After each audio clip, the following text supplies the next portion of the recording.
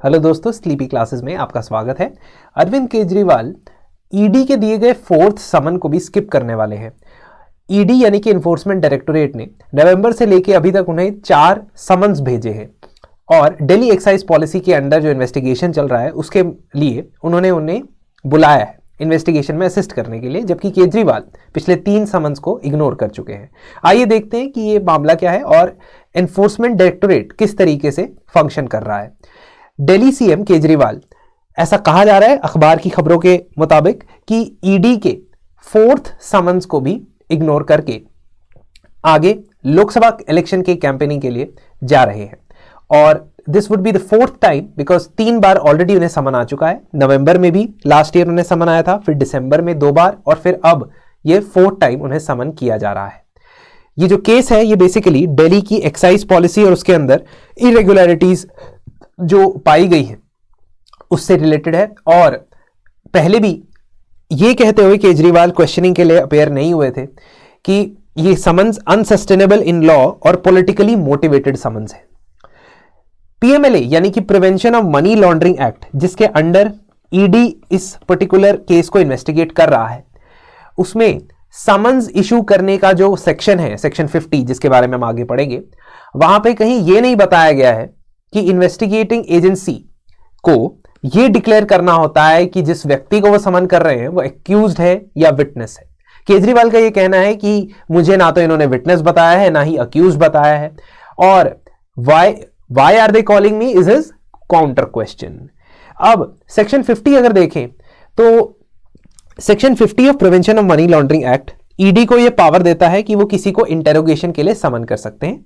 इसमें ईडी के जो डायरेक्टर होते हैं वो इन्वेस्टिगेशन के पर्पस के लिए सिविल कोर्ट की सारी पावर्स होल्ड करते हैं और सिविल कोर्ट के पास ये पावर्स होती हैं कि वो inspection, discovery, enforcing attendance of a person, जिसमें ये वाला प्रोविजन आता है। इसके साथ साथ director, additional director, joint director, deputy director या असिस्टेंट डायरेक्टर की रैंक के जो अफसर होते हैं ईडी के अंदर एनफोर्समेंट डायरेक्टोरेट में, वो किसी भी व्यक्ति की अटेंडेंस को बुला सकते हैं व्हेन दे कंसिडर नेसेसरी, चाहे वो एविडेंस देने के लिए हो या किसी रिकॉर्ड्स को प्रोड्यूस करने को हो या वो किसी तरीके की इन्वेस्टिगेशन की सहायता करने के लिए हो। All the persons so summoned shall be bound to attend in person or through authorized agents। ये ईडी के ऑफिसर के समन के हिसाब से उन्हें आना होगा। क्या होगा अगर आप रिफ्यूज करते हैं अपेयर करने के लिए? अब इसी पीएमएलए के सेक्शन 63 सब सेक्शन 2 में यह लिखा है कि 10,000 रुपए तक की पेनल्टी लग सकती है for every time you refuse to entertain the summon. लेकिन इसके साथ साथ ऐसा भी हो सकता है कि केजरीवाल के ऊपर सेक्शन 174 ऑफ आईपीसी या इंडियन पीनल कोड लगाया जाए। इंडियन पीनल कोड जो जल्द ही भारतीय न्याय संहिता के अंदर कन्वर्ट होने वाला है, नोटिफाई कर दिया जाएगा इंप्लीमेंटेशन उसका। तो इस इंडियन पीनल कोड के अंदर कोई भी व्यक्ति को अगर समन आता है किसी पर्टिकुलर कोर्ट से या कोर्ट अथॉरिटी से, तो उसे वहां जाना होगा। तो ये सेक्शन 174 क्या कहता है? Non attendance in obedience to an order from a public servant। ठीक है। So whoever who is legally bound to attend in person or by an agent in a certain place in obedience to a summon, notice, order or a proclamation proceeding from any public servant legally competent, which the ED director is, as such public servant to issue the same intentionally omits to attend the place। ठीक है। अगर वो नहीं आते हैं वहां पे तो क्या होता है? तो उसके लिए 6 months की जेल, सिंपल इंप्रिजनमेंट या 10,000 रुपए का फाइन। तो मैक्सिमम यहां पे ये किया जा सकता है कि आईपीसी सेक्शन 174 के अंदर इंप्रिजनमेंट हो सकती है, बट ये ध्यान रखिएगा कि उसके लिए अलग से मामला खोलना पड़ेगा, अलग से सेक्शन 174 के अंदर कंप्लेंट दर्ज करनी पड़ेगी, बिकॉज पीएमएलए या prevention of money laundering act के अंदर ये प्रोविजन नहीं है। प्रीवियस कोर्ट जजमेंट्स का ये कहना है कि सेक्शन 50 ईडी को लोगों को अरेस्ट करने की पावर नहीं देता। तो जिन्हें समन मिला है उनको अरेस्ट नहीं किया जा सकता। अरेस्ट के लिए there is a separate section, that is section 19। तो दिल्ली हाई कोर्ट ने रिसेंटली यानी अक्टूबर 2023 में एक जजमेंट दी थी। उस जजमेंट में उन्होंने कहा था कि prevention of money laundering act के अंदर जो ईडी की पावर है समन इशू करने की, उसमें किसी को अरेस्ट करने की पावर इंक्लूडेड नहीं है।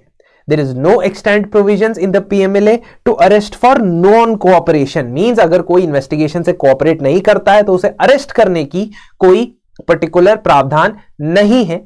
और कितने नंबर ऑफ समन्स इशू किए जा सकते हैं एजेंसी के द्वारा, इसके ऊपर भी कोई अपर लिमिट नहीं है। तो अरेस्ट कब किसी को किया जा सकता है?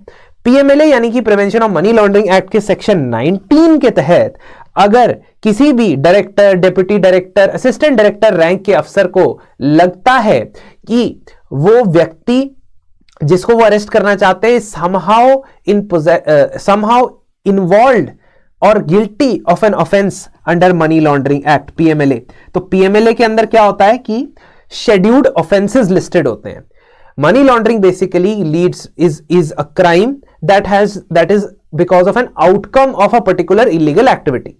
तो अगर आपने किसी तरीके से इलीगल सोर्सेज ऑफ इनकम से पैसा कमाया है और आप उसको लेजिटिमेट सोर्स के थ्रू दिखाते हैं तो मनी लॉन्ड्रिंग होता है। तो अगर इस तरीके से आपको गिल्टी पाया जाता है या ऐसा लगता है आपके पास इनफ मटीरियल है so that you have reason to believe that a person is punishable under this act, तब उस व्यक्ति को अरेस्ट किया जा सकता है, not only for defying the summon. जैसा मैंने आपको पहले भी बताया, अक्टूबर 19, 2023 के अंदर दिल्ली हाई कोर्ट ने यह जजमेंट दी थी कि ईडी की समन देने की पावर उनके अरेस्ट करने की पावर से अलग है। So section 50 is separate from section 19। इसके अलावा हाई कोर्ट ने यह भी कहा कि एक व्यक्ति जो अरेस्ट से बच रहा है या बचना चाहता है ईडी के, वो एंटिसिपेटरी बेल भी फाइल कर सकता है, चाहे वो किसी तरीके से ईडी की प्रोसिक्यूशन कंप्लेंट में इंक्लूडेड नहीं है। ED unlike the police files ECIR, enforcement case information report, ये एफआईआर से अलग होती है। अगर इस रिपोर्ट में उनका नाम नहीं भी है लेकिन उन्हें डर है कि उन्हें अरेस्ट किया जा सकता है तो एंटिसिपेटरी बेल के लिए अप्लाई कर सकते हो। देखिए दोस्तों, इससे पहले कि हम आगे बढ़े, आपको एक रिमाइंडर दे देता हूं कि संभव 2.0 का लास्ट बैच यानी हमारे प्रीलिम्स क्रैश कोर्स का लास्ट बैच स्टार्ट हो चुका है, जिसमें आप अभी भी एनरोल करवा सकते हैं, जो आपको प्रीलिम्स 2024 के लिए स्टैटिक और करंट अफेयर्स दोनों से सभी सब्जेक्ट्स के कवर करवा के आपको कॉम्प्रिहेंसिवली तैयार करवाएगा। इस कोर्स में एनरोल कराने के बहुत सारे बेनिफिट्स हैं जो आप देख सकते हैं, और इसके अंदर 10% एडिशनल डिस्काउंट आप प्राप्त कर सकते हैं। यूज कीजिए RAINA रैना कोड को। चलिए, तो ईडी या एनफोर्समेंट डायरेक्टोरेट के बारे में भी आपको पता होना चाहिए, because when we read about all these acts we also need to know what the ED is. Enforcement directorate, is it a statutory organisation और is it a constitutional body? What is it? तो directorate of enforcement एक multi disciplinary organisation है जो foreign exchange laws और economic crimes को investigate करती है। ED का जन्म या ओरिजिन 1 मई 1956 को हुआ, जब एनफोर्समेंट यूनिट नाम का एक यूनिट बनाया गया डिपार्टमेंट ऑफ इकोनॉमिक अफेयर्स में। तब यह मिनिस्ट्री ऑफ फाइनेंस के अंदर हुआ करता था।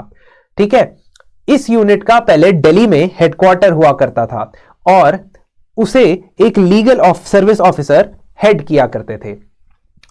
Then it was also having 2 other branches at Bombay and Calcutta। 1957 में यूनिट का नाम एनफोर्समेंट डायरेक्टोरेट रखा गया और मद्रास में एक और ब्रांच ओपन की गई। 1960 में इसका administrative control department of economic affairs से डिपार्टमेंट ऑफ रेवेन्यू के पास गया, मतलब फाइनेंस मिनिस्ट्री में ही चल रहा है। पैसेज ऑफ टाइम के साथ साथ फेरा फॉरेन एक्सचेंज रेगुलेशन एक्ट जो रिपील हुआ और फॉरेन एक्सचेंज रेगुलेशन एक्ट 1973 आया, तो फिर ये उस एक्ट के अंदर जो इलीगल मनी का कन्वर्जन हो रहा था उसे इन्वेस्टिगेट करता था। कुछ समय के लिए ये डायरेक्टोरेट जो है वो department of personal and administrative reforms के अंदर भी रहा, लेकिन प्रेजेंटली ये डिपार्टमेंट ऑफ रेवेन्यू के अंदर ही आता है। तो ministry of finance department of revenue के अंदर आता है, ईडी होम मिनिस्ट्री के अंदर नहीं आता है, अनलाइक अदर सेंट्रल एजेंसीज। ठीक है, also with the onset of process of liberalization foreign exchange regulation act बन गया foreign exchange management act। तो उसके अंदर जितनी भी इन्वेस्टिगेशन होती है वो ईडी करता है। मनी लॉन्ड्रिंग के लिए जब हमने PMLA prevention of money laundering act 2002 पास किया, उसकी भी इन्वेस्टिगेशन ईडी एनफोर्समेंट डायरेक्टोरेट करता है। और साल 2018 में भारत से भागे हुए फ्यूजिटिव इकोनॉमिक ऑफेंडर्स को पकड़ने के लिए फ्यूजिटिव इकोनॉमिक ऑफेंडर्स एक्ट पास किया गया, तो उसकी भी एनफोर्समेंट जो है वो ईडी करता है, एनफोर्समेंट डायरेक्टोरेट करता है। ईडी के डायरेक्टर की जो अपॉइंटमेंट होती है वो सेंट्रल गवर्नमेंट करती है, बट सेंट्रल गवर्नमेंट भी एक कमीशन या कमेटी की, सिलेक्शन कमेटी की रिकमेंडेशंस के ऊपर आधारित करती है। ये selection committee CVC act, central vigilance commission act के अंदर सेक्शन 25 के अंदर बताई गई है। तो डायरेक्टर ऑफ एनफोर्समेंट जो अपॉइंट किया जाता है, सेंट्रल गवर्नमेंट अपॉइंट करती है on the recommendation of a committee, जिसके चेयरपर्सन है CVC, central vigilance commissioner, members है बाकी विजिलेंस कमिश्नर्स, और गवर्नमेंट ऑफ इंडिया के secretary in the ministry of home affairs और मिनिस्ट्री ऑफ पर्सोनेल और डिपार्टमेंट ऑफ रेवेन्यू। तो ये 3 सेक्रेटरी भी इस पर्टिकुलर कमिटी के अंदर होते हैं जो रिकमेंड करती है नाम। According to this act 2 years tenure होता है ईडी के डायरेक्टर का, लेकिन रिसेंटली सीवीसी एक्ट में बदलाव लाया गया, चेंज लाया गया, अमेंडमेंट लाया गया, जिससे सरकार को ये पावर दी गई कि वो 1 year एट अ टाइम, यानी 1 साल करते करते 3 साल तक ईडी के डायरेक्टर का टेन्योर बढ़ा सकते हैं। सो टोटल टेन्योर 5 years तक स्ट्रेच कर सकता है। तो इसी के साथ जानकारी समाप्त होती है। आगे क्या होगा इस पर्टिकुलर केस में केजरीवाल के साथ, ये आने वाला वक्त बताएगा। एक्शन कैसे लिया जा सकता है, पॉसिबिलिटीज क्या है, ये हमने बताया, और अब हम वेट करते हैं आगे की परिस्थितियों। शुक्रिया और मिलते हैं आपसे जल्दी।